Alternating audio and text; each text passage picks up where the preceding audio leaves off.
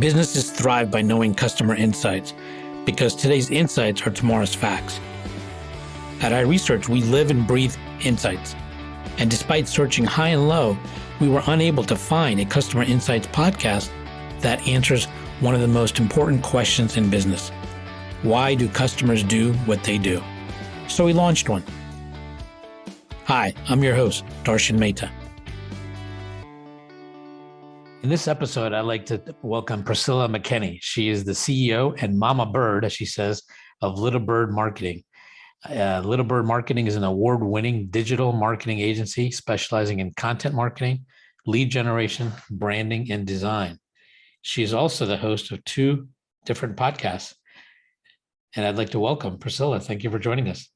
Well, thank you so much, Darshan. I've been looking forward to this. We've been trying to get together for a little while, but it's very strange, I got to say, to be on the other side of the podcast studio. Well, I think you're an expert at this, so I don't think it should be a problem at all. So, no, I think 2 professionals, we could muddle through it. I'm sure. I'm sure we can. You have said that you have miraculously found yourself into the most ideal place in the world, which is at the intersection of marketing, business, and market research. Tell me about your journey on how you got here, maybe some of the aha moments or epiphanies you've had that put you at this intersection that you're in love with.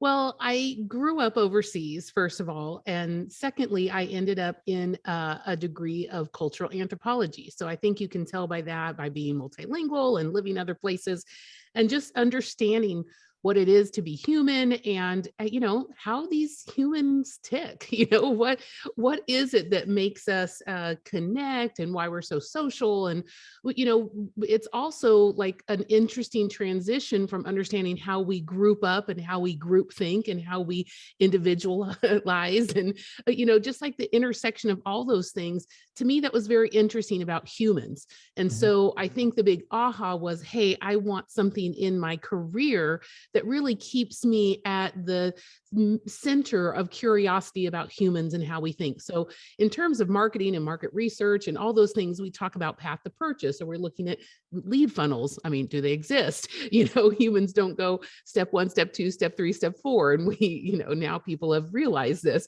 But, in terms of marketing and marketing messaging, the big aha for me is that I want to be at the center of what humans are doing and how we can unpack what humans are doing and then make that good for brands. But while we're making it good for brands, guess what? We could make it good for humans too. Yeah, I think that's important. In fact, branding in essence is humanizing a brand, is it not? It really should be. A lot of them aren't, but it really should be. And, sometimes people even humanize a brand, but it's not necessarily for the sole purpose of serving that human. And so I think the spectrum in there is where brands are really struggling right now. Like, how much can we really be looking at our data, right? Be driven by data, and how much can we be driven by the needs and the wants and the desires and the good of the humans who use our service. There's no black and white answer. So I don't like it when people go out there and brands have to be, as soon as someone says something like that, I'm kind of out. It's very complicated. We need to make profit. We make profit, and that's how we care for the other humans who work for us. So there's a real spectrum there, but I think the interesting and really juicy conversations in the intersection of, branding and marketing and messaging and market research and business, how to really be good at business. All of those are in the middle of still being curious about humans and how they're going to act and interact and what brands can do to maximize that knowledge. What are some of the inhibitors or pitfalls that brands have in terms of trying to become more humanized as a brand? Well, sometimes I think the biggest problem is that people look outside and try to mimic other brands. And so a brand may have humanized or maybe gone a little bit, let's say they go more with the sustainability message, or maybe they go with a mental health message, or maybe they go with, we're a B Corp or they go with diversity, or, there's just a million things you could be doing. And a lot of times they see a company be successful with a particular branding message or a particular style or a particular brand voice. And so they say, let's adopt that. And I think that's the biggest danger, is when people mimic and adopt. Instead, it needs to come from your own core values. It needs to come from your own, a passion for what you're doing. And so when brand and brand voice and brand messaging and goals are set from the inside out, I think that's the win. I think it's interesting what you're saying. So basically, brands shouldn't become wannabes. They should actually figure out their own purpose, their own goals, and really be authentic to that. So how do you get a brand to recognize or do that? Well, first of all, my byline on LinkedIn used to be, and I change it quite often, but it used to be annoying truth teller powered by my husband's homemade bread. And I think how you do that is you be a slightly annoying truth teller. And, when someone comes to us as an agency and they want to hand us money, look, I like money. I'm going to be really honest. I'm not in this for nonprofit. I've got real goals. And so they come to us and they want to hand us money to do something. It is important to be able to stop them in their tracks and say, that sounds great. I love money. I know how to cash this check. I know that's a throwback, but still say, but why? Why would we do this? And also when it comes to, really getting into steps and starting to message or starting to strategize, it's also being honest to tell a client, I'm already asleep. What is going on here? So we use a kind of a funny and maybe for hyperbole, extreme example of, if someone wants me to put copy on a website since 1977, I'm out. Nobody cares about you and your story. You know what people love to talk about, and you know what people love to think about? Themselves. They are the most important person on the planet. And the brands that win are the brands who actually start building brand purpose, brand voicing, brand messaging, campaigning, everything around their most ideal client. So that's really, no matter what it is we're doing day in and day out here, I would say number one, our strategy is based on persona development, and that requires some selflessness. It says not us, we're not that important. The most ideal client buyer is, and how can we help them? What's keeping them up on Sunday night? What's getting them going and excited on Monday? What are the things they're too embarrassed to admit? What are the things that are, persistent problems they can't seem to solve? What are newly emerging problems that are really freaking them out? So starting with that empathy for your most ideal buyer, that's how we can actually move the right direction. Are there certain brands that you think are doing this really well that you can give us an example of? Well, I'll give you an example that might seem a little bit bizarre, but I think it was really, spot on. It was several years ago, far before COVID, and Netflix wanted to do a change in their plan, and they wanted to do a change in their pricing. And they did it. And right in this moment, I can't remember the specifics of it, but there was a bit of revolt, I remember, actually. I remember that, yeah. Yeah, right. And what consumers got instead was a letter from the CEO saying, I was wrong. We made this decision and this is what we thought. Here's why. But I don't think we totally paid attention. And you know what? We're going to go back and we're going to change it. We're going backwards. So it wasn't well, too bad you don't like it, moving on. And I think that this, to me, signaled that this brand cared about the reaction from their customers. And they didn't just leverage their unique place in the market at that time, because now you think, oh, streaming services, dime a dozen. But when this incident happened, it was not a dime a dozen. And Netflix could have pressed and gone forward with their pricing increase and gone forward with their changes to the plans and really just made people just eat it. And they didn't. And I think for me, I think it's in those moments when brands show that humanity. And to me, that was a lot of humility coming from a CEO. I think that was really showcasing how well that brand had understood their position to serve their client. And of course, they're going to make money. Of course they're there. And obviously the reason of, going through the machinations and probably a lot of time spent in, rooms trying to figure out what was the right pricing, what was this, but somehow they got it wrong. And being able to say, we got it wrong. That was really powerful, I think. Mhm. What's interesting, because I mean, since then, I think they've actually had a couple of price increases and they haven't had a revolt or anything. So it sounds like they've also learned to communicate it properly moving forward on how they're going to do that.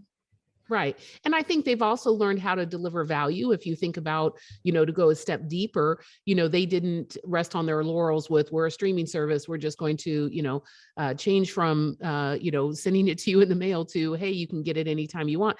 They've completely diversified. They've collabed with other people. They've collabed with Roku. They've collabed with a lot of different, studios. And so they've been able to see the bigger picture at the same time. And so I love that, what you pointed out, that it's not that they couldn't up the price. It's that was not a good time to up the price. And so they didn't see it as black and white. Well, if we can't do that, then we're not. No, they're like, this isn't our time. So let's just rethink it. Let's backtrack. And then there'll be a better time later on. And I think that that's also a very abundance thinking as opposed to scarcity thinking. Mm-hmm. And I think when brands get in that scarcity thinking, like, if we don't do this to the client right now, if we don't press, the consumer, then we might not get our chance. But I feel like them stepping back and going, we'll get our chance. Let's prove more value, and then we'll be able to up our prices. So this might be a good time to transition to something that you invented. It's called the SOAR system. And maybe you can tell me what exactly is the SOAR system first. Well, before I talk about us, I would say I know that people who are trying to drive revenue in companies are overwhelmed, right? Our most ideal client really loves their brand, really is, even if they're not the owner, which most often they're not, our ideal client is high up enough to have the authority and the autonomy to make decisions, but they also go to bed thinking and worrying about the bottom line of their company. That's ideal for us, right? This is someone who has loyalty. They're bought in and they feel like they're a part of the problem when something's wrong, and they feel like they're a part of the solution when something's right. And that is ideal to me. But I really feel for those people because they have a million voices coming at them in marketing. Do this company did this, look at this, mimic this, and, oh, we're on LinkedIn. Oh, LinkedIn doesn't work at all. Oh, Facebook's the place to go. Oh, that's dying. And it's so overwhelming. And I'm a CEO of a digital agency, and I'm overwhelmed with the amount of changes that happen in digital marketing. So I can't imagine, if that's not your forte, if that's not your focus, what that world is. It can be very disconcerting, right? Mm-hmm. So what I did was look at that real problem and say, but what would really help them? Like, what would make them start sleeping at night? And we do joke around here that we're not really a digital content lead generation company. We say a lot of times that we're a sleep improvement agency. And, those people, like, it's precious. These are our lives. We need to be able to sleep and know that somebody has it handled and that there's a plan. So the SOAR system was birthed out of that. And I felt like I met a lot of people who were doing a lot of good things in marketing, but they weren't doing them in the right order. Or they didn't have any system in place to know, what should I do next? I had a lot of CEOs tell me they hired this amazing CMO or a marketing director, whatever the new title is you want to put on there. And they were so excited, like, I can't wait to work for you. Like, and then they get there the first day and they say, what do you want me to do? Whoa. If I've got to tell you what to do to lead our marketing, we're in trouble already, So, people might know a thing or two about marketing, but they didn't have a system. They didn't know how to come in and say, let me understand the strategy of this company, and then let me organize that into a way where we can actually have a firm and sustainable lead generation system. So that's the problem and what we solve. What I created is SOAR, and anybody can crib from this. You don't ever have to work with me or talk with me again if you don't like me, but you can crib this, and I guarantee you it will work for any program that you put in place. So S stands for strategy. Get your strategy done. Absolutely stop working on any content, on any marketing. Pull the plug on campaigns. Stop and get to your strategy. And your strategy, to me, has to be completely based, like I mentioned before, in a true and deep understanding of your most ideal client.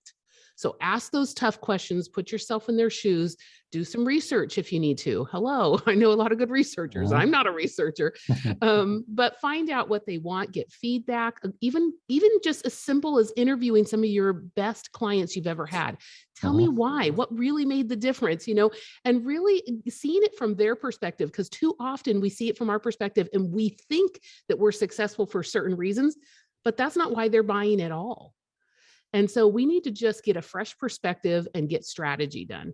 The next thing I say is once we have the strategy, and that's keywords and hashtags and persona development and business goals and KPIs we're going to measure, just like that whole shebang, get that done, get that on some kind of a project management board and get it organized.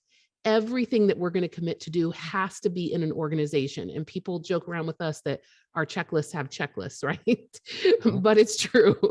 And, when someone says, we need to write a blog to me is not one action. That's 52 actions.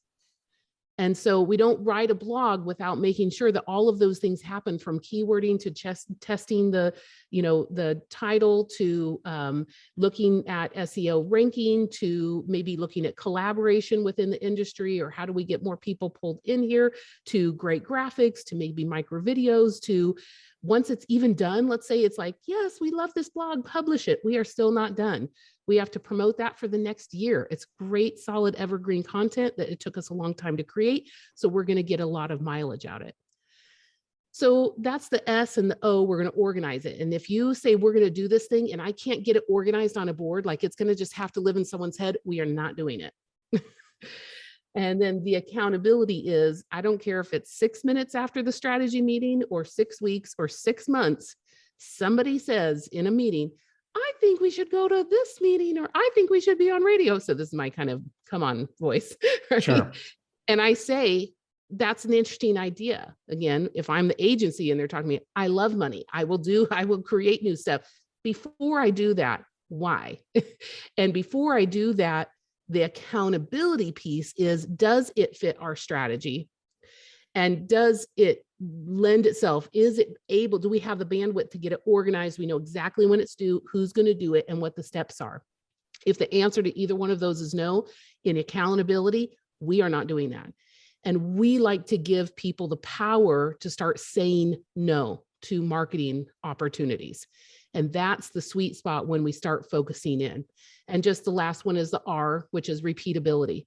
And of course, that old adage about, half of our marketing budget is wasted. We just don't know which half. So I know that everybody knows that quote, but that's what we want to do. Not everything can be measured. We understand that.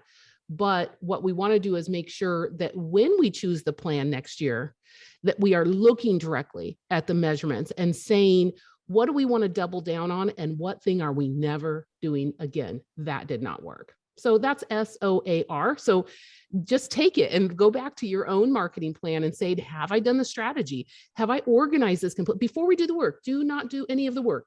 The whole year needs to be organized out. I need to know exactly what's happening over this next year. Not that we couldn't have something, oh, Priscilla, I'm very serendipitous and something, great. Something happens again in accountability. Serendipity comes in and someone gives you an opportunity. Great. Is it a part of our strategy? Let's do it. Can we organize it? Let's organize it real quick. Let's add it on there. But if it doesn't, we're going to cut it out. And then we're going to find out what we should repeat. Yeah, I think that's interesting. There's lots of things that you packed in there, so I'm going to kind of break up with it. But one of them is, let's just talk about strategy. I think oftentimes people, when they go into strategy, they think they can't deviate or can't change or update or modify it. So what's the proper way to really think about creating a strategy and updating it, and how should people be looking at it properly? Oh, that's such a good question, Darshan, because this is the thing, is that people think that strategy or strategic limitations are going to limit the company or limit the creative. And that is not true. In fact, I manage 20 creatives. It's like herding cats sometimes, right? But if we did not have the boundaries of the strategy of the company, it could go anywhere. Well, nobody wants to live in a world like that. And experts have said this time and time again. Real creativity happens within boundaries. It's not a free for all. It's not just out to the wind. No, even, my Apple Watch tells me, let's have a moment of mindfulness. And then it asks me a question. I don't know if you've experienced this. Be like, imagine the da da da da da. I'm like, okay, for a minute, I'll imagine that. And at the end, it gave me a message the other day. It said, and that is creativity. And I was like, oh my gosh, I totally agree with this Apple Watch, because when you start putting some governors on for yourself, all of a sudden creativity well, what if we could do this? And what if we could do this? And yet it stays completely within the bounds. And so if I'm not being clear, what I mean to say there is that the persona development is not intended to be stringent. It is intended to say, but is it, at all turns, is it meaningful to this person? And then the fun begins. Well, if that's meaningful, what else could be meaningful? And I'll use a good example. Like, we're trying to do a sponsorship right now with a client. And I know who's going to be at this particular conference, and they're willing to spend money, but I'm like, no, we can't spend money on the normal thing. Like, we are at the registration desk, or we are the lanyard sponsor. And I hate to, take away from any event planner who's like, that's a great sponsorship. Yeah, it's a great sponsorship if you can make it meaningful. But what I did a lot of times with conferences and things, I come back and I say, yeah, but let me think about this person. They are stuck at a meeting that, like, I start getting empathetic about the ideal buyer, right? And so I suggested this company, I'm like, why don't you suggest to this company that we actually bring in an ice cream cart in the middle of the conference, kind of a nice afternoon break, and we get a chance to chat and do something that, not just like, let's go grab a martini, or let's go grab another cup of coffee, or, something like this. Like, how can we interrupt the pattern? And so instead of having to be like, who's going to be there and what's their message? Like, I'm not worried in the morning about the strategy because I already got that done. So because of that, I have a lot more bandwidth for me and for my team to think about the creative new thing that nobody's done before. And it's in that space that you can really win as a brand. I think what I'm hearing, and please feel free to correct me, is basically a strategy is having a plan. It may not be, the exact plan that may work or not, but more than anything, it's a plan that's based on existing knowledge and information. And that's based on that plan. Once you organize it, then that's where the accountability comes in. And that's when you know whether the strategy is good or not. But other than that, if you're just trying a bunch of tactics, right, then that don't fit a strategy, then you're not going to really get good accountability and feedback. Is that what I'm hearing? Totally perfectly said. And I think that word that you just said, that tactics, and people ask me for the tactics and the tips and the tricks and those kinds of things. And I'm like, the tip and the trick and the tactic is go back to the beginning and do the hard work. So how's that for a time hacker for you? But it really does, save you so much time, later on. And I will say, one other danger, you asked me a really good question at the beginning. What is the danger of what clients do or brands do? And I would say the next danger is that they hire us to do strategy, or they do this strategy on their own, which we have freebies on our website that they can do some of this strategy on their own. If you've got the bandwidth to do it. But then they go and they take this persona work. And I talk sometimes even with clients that have done this and invested in this, and it's in a drawer somewhere, or worse, they don't even know where it is. And I cannot just say more plainly to people, if you do strategic work, and you don't get it organized into a system where you're dealing with it every day, there's not a persona. I mean, literally, I have like a stack of my clients' personas right next to me, because if I'm going to write a social media post, granted, it's 2 sentences, I am not going to write that without referring back to that paper. And you have to let go of your ego. I do not know this persona, better than the work that we did in the strategy. I'm going to go back to that strategy document, and I'm going to write these 2 sentences. These 2 sentences are important to the world. And so whether it's short or whether I'm going to write a 5-pager, it doesn't matter. I always have to come back, to that strategy. There's 2 areas I want to delve in a little bit deeper. One is empathy. You've talked about empathy, and I agree with you. But I'm curious, how do you actually get leaders in a company or even a brand to become more empathetic? That's really interesting. I think that people don't mean to be holding onto their brand so tightly, but a lot of times when I see signs that they're not being very empathetic to their user or to their customer or to their potential client, it's not really because they don't care or they don't, that like they're not bad people. They just have been so fixated on either the revenue or, the work. They're usually, that's a signal that they have lower bandwidth inside their company. And that is something I look for, because with lower bandwidth, we just like, it's very hard to get creative things done. One famous quote, I'm sure it was General before him, but Vince Lombardi kind of made it famous. He said that fatigue makes cowards of us all. And I think when brands are worn out and people inside the brands are worn out, they don't have that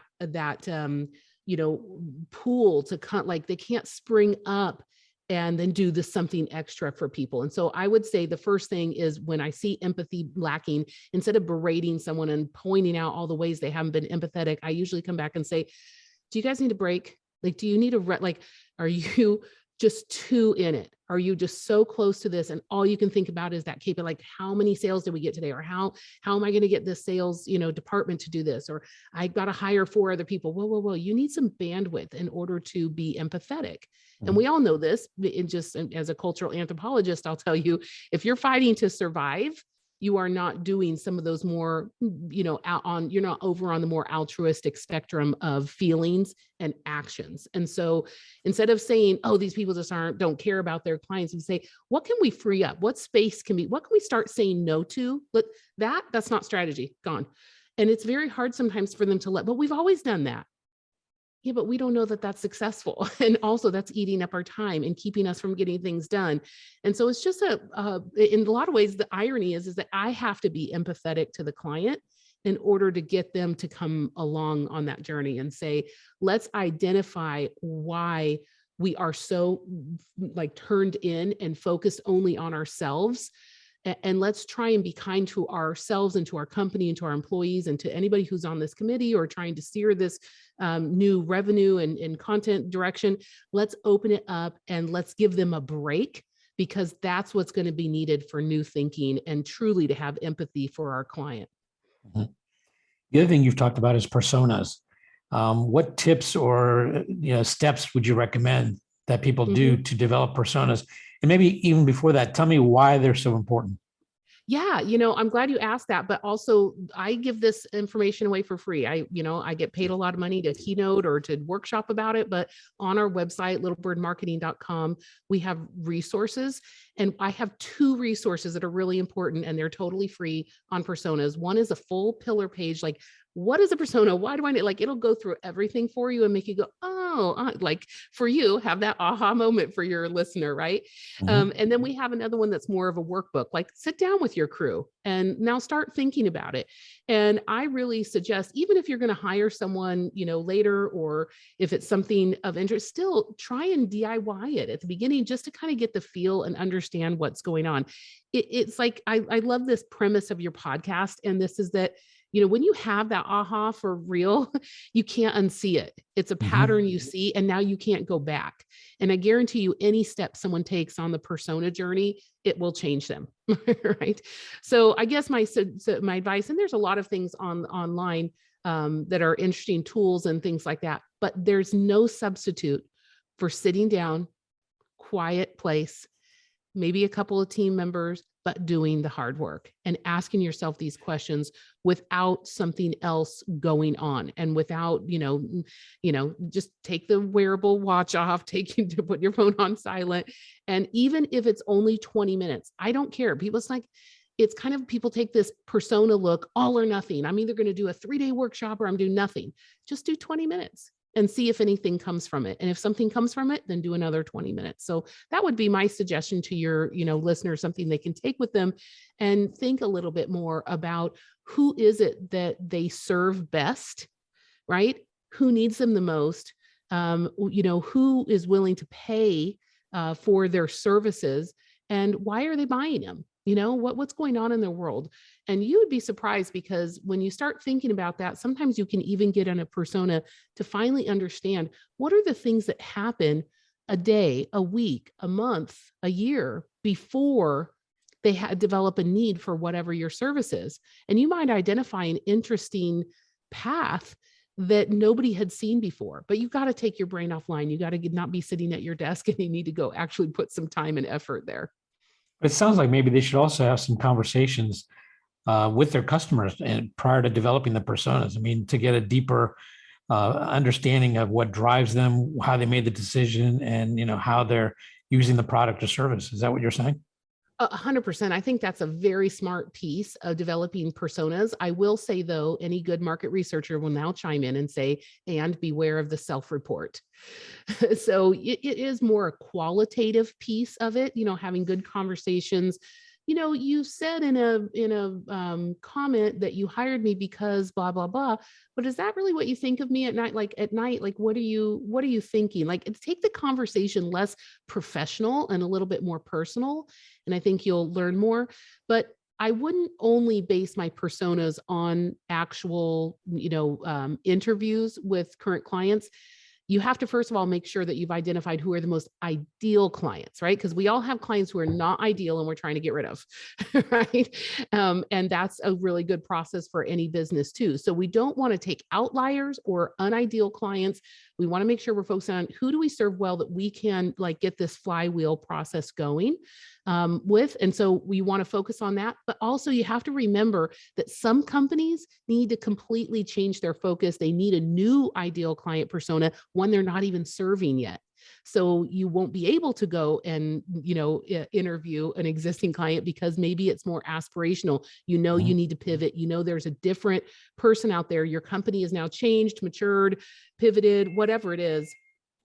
And you'll need to actually completely change the persona without having experience with them. So that can be tricky. So there's no one place for anybody to start, but the idea of 100%, do not leave out wonderful customers who've been with you for years. Do not leave out actually having a solid conversation with them. Sure. And you can also have conversations with prospects that they may not be your customers too. So that's also a possibility. For sure. I'm curious, is there an ideal number of personas people should initially start off with? I mean, obviously you can have many, but I'm just wondering at some point, if someone's really new to this, is there a certain number that works well that they can start working with and learning how this, to do it properly and then add on more personas later? Yeah, 100%. Some people like to go ahead and write all of them out. I think the most I've ever done through workshop sessions is like 7, right? And it's very typical. I had a client last year. They had 1. If we get this one, we're done. So it really is, again, not one size fits all. But I do say a good best practice is that if you are starting a new, more disciplined marketing focus, then really 2 personas is all you should focus on for the year. Now, that doesn't mean don't build all 4 of them. Go ahead and build all 4 of them, but then identify for your agency or for your marketing team.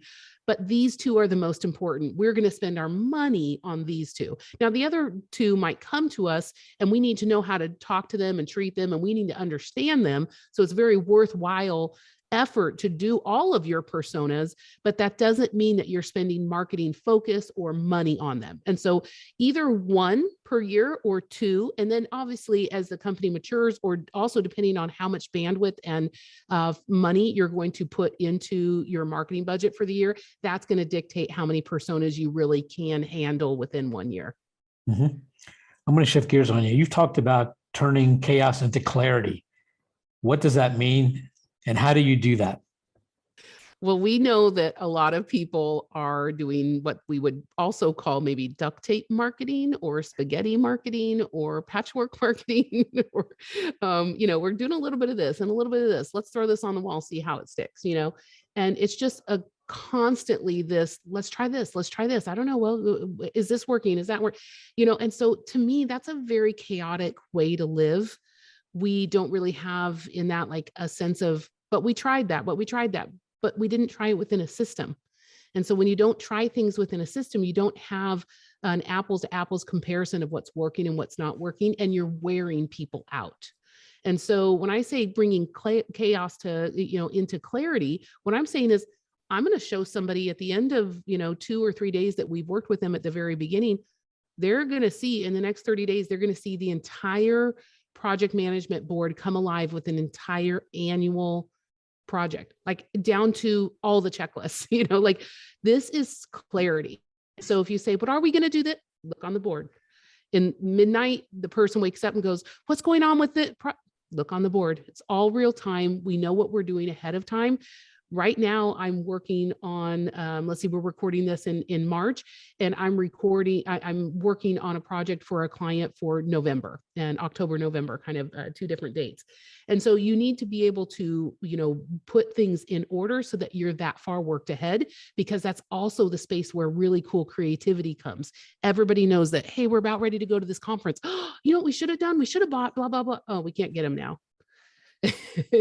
and that is a killer for brands. That's a killer for creativity. So you got to be able to get worked ahead. And that's what I mean by, taking chaos to clarity. Okay. You've been in the digital marketing space for quite some time. I'm curious, what are common mistakes or misperceptions that often clients come with that you say, I wish they really just knew this about digital marketing so that we can have a much better first conversation? Well, I wish that people really understood that there's no one thing. That digital marketing it's a million little things, and they all add up, but you have to have patience, right? So what we're talking about when we talk about digital marketing, you can go out and pay to play. That's fine. Anybody can do that for you. But what we're trying to do is get brands to win with serious organic wins that nobody can take away from them. And that takes time. So one thing I wish is that I wish they understood we need to be more patient. I can say to a client, look, this is going to take 6 to 18 months for traction. I say it, I'm like, look, I'm going to tell you something very unpopular. And I'm going to remind you of the thing I said in our onboarding. And that is, and I say it again, and nobody really wants to hear it. But if we are really doing the right thing for digital, if we do it the right way and build it with the right persona in mind, the keywords, the hashtags, like everything else, and they're patient for it, it is such a crazy win that then you can't turn off. So patience is one thing. And the other thing I wish they knew is that I wish they knew that you can't also hire even a firm like me and have it solved. Your team needs to come along the journey. And so that's your salespeople. Like, we got to get the salespeople talking to the marketing people. We've got to get, the salespeople digitally transformed. They need to become influencers on social media, whether or even especially in the B2B space. Like, we need those people to take the onus to use the content that we're creating, that we're carefully crafting, and we'll hand it right to their team. But their team can make an exponential win from the content that we're creating. And so those are the 2 things. I wish they'd be a little bit more patient. And then number 2, I wish they'd help understand that marketing is not a siloed event, that now marketing is, everybody is marketer. Everybody sells on your team. Everybody can be a thought leader. Everybody needs to be digitally transformed. Everybody needs to be out there in the space, letting the brand be seen. When you say patience, how long are you really talking about to have patience to see digital marketing that's emphasizing organic to actually start seeing the benefits of it? Yeah, I do think 6 to 18 months is a really good rule of thumb. Some companies have done themselves pretty big favors over the year by really keeping their websites up to date. And I can do a quick 3-minute scan of their website to know what their grade is. And are we going to be in trouble? Or is this going to be quicker? Or is this going to take a long time?